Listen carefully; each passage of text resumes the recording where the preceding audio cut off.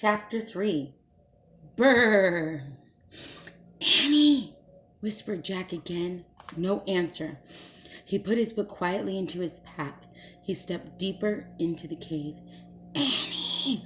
He said a little louder. Jack stepped on the bones. The wet dog smell grew stronger. He kept going, deeper into the smelly blackness. He ran into something. He gasped. Jack, said Annie, is that you? Didn't you hear me calling? Jack whispered. We have to get out of here. Wait, she said. Someone's sleeping back there. Hear him snoring? Jack heard a low, deep moaning. It was loud, then soft. Loud, then soft.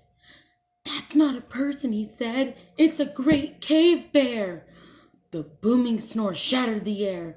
Yikes, said Annie. Go, go, said Jack. He and Annie ran through the cave, over the bones, and out into the falling snow. They kept on going. They ran between fallen rocks and under jagged cliffs. Finally, they stopped and turned around. All they could see was snow and rocks and their footprints. No bear. Whew, said Annie. That was lucky. Yeah, said Jack. He probably never even woke up. We just got in a panic. Annie huddled close to Jack. Brr, I'm freezing, she said. Me too, he said. He took off his glasses to wipe off the snow.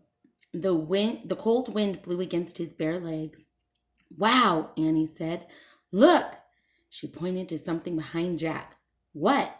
Jack put his glasses back on and turned around. Under a cliff was a wide ledge. Under the ledge was another cave. Only this cave seemed to have a golden glow. This one looked cozy and safe and warm. Chapter 4. Cave Kids. Jack and Annie crept into the cave and peeked inside. A small flame danced from a bed of glowing coals. Near the fire were knives, axes, and hollowed-out stones. Animal skins were neatly stacked against the wall. People must live here, said Annie. Maybe it's the home of the Cro-Maggins we saw, said Jack, looking around. Let's go inside and get warm, said Annie.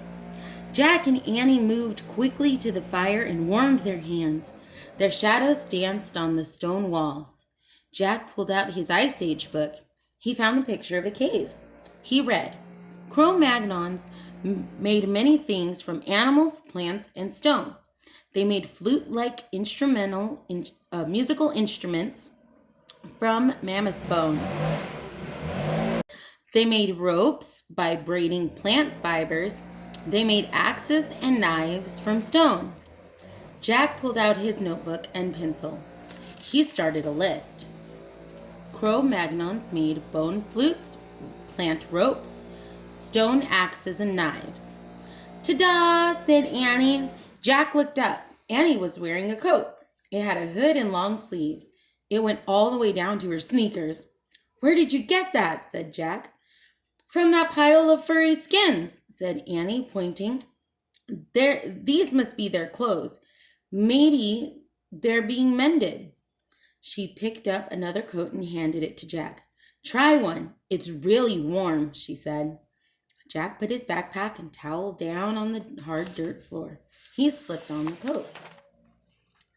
It did feel very warm and soft.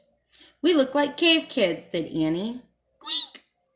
Peanut peeked out of Jack's pack, lying on the floor. You stay in there, said Annie. There's no teeny coat for you. Peanut vanished back into the pack. I wonder how they made these coats, said Jack. He turned the pages in the book until he found a picture of Cro-Magnon women sewing.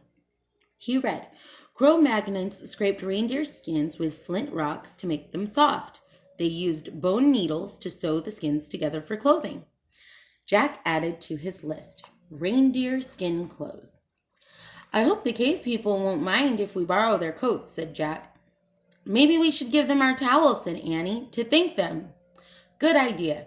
And my goggles, too, said Annie. They left their gifts on top of the rest of the animal skins. Let's explore the cave before they come home, said Jack. It's too dark in the back, said Annie. We won't be able to see anything. I'll find out how Cro-Magnon saw in the dark, said Jack. He opened the Ice Age book. He found a picture of cave people holding odd-looking lamps. He read aloud to Annie. Cro-Magnon made stone lamps. They hollowed out of rock, filled it with animal fat, then burned a wick made from moss. There, said Annie. She pointed to 2 stones near the fire. In the hollow of each was gooey white stuff and a pile of moss. We have to be careful, said Jack. He picked up one stone.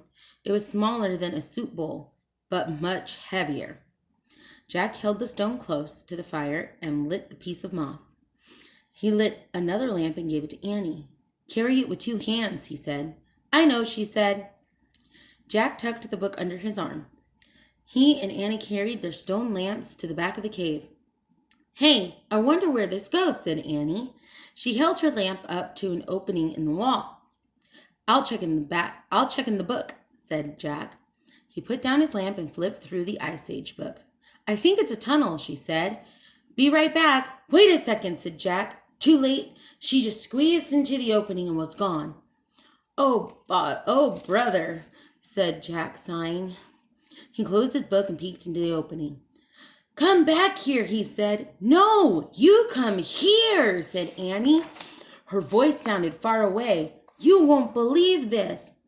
Jack picked up his lamp and book. He ducked into a small tunnel. Wow, came Annie's voice. Jack could see her lamp flickering in the other end. Crouching down, he hurried toward her. At the end of the tunnel was a huge cavern with a high ceiling. Annie held her lamp close to the wall. Look, she said. Her voice echoed. Animals were painted on the wall in strokes of red and black and yellow. There were cave bears and lions, elk and reindeer, bison and woolly rhinos and mammoths. In the flickering light, the prehistoric beasts looked alive.